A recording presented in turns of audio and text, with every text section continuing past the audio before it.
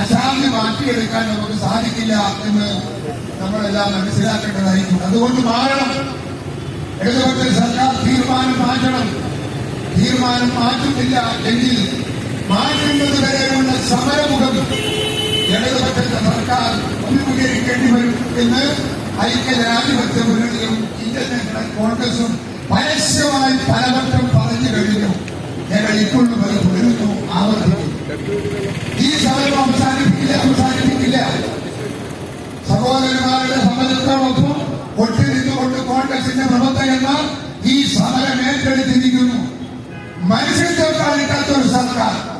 ഞാൻ ചോദിക്കട്ടെ, അർദ്ധരാത്രി മഴ പെയ്യുമ്പോ ഒരു ചെറിയ പന്തലിട്ട് പന്തൽ രാത്രി പോലീസുകാർ അത് കംപ്ലീറ്റ് പൊട്ടിച്ച് മാറ്റി മഴയെ തിരിക്കേണ്ട ഗതികള് ഈ കൊച്ചു കേരളത്തിൽ ഒരു തൊഴിലാളി വർഗത്തിന് അങ്ങനെ ഒരു അവസരം ഉണ്ടാക്കേണ്ടി വന്നു എന്ന് പറഞ്ഞാൽ നമുക്കത് സഹിക്കോ?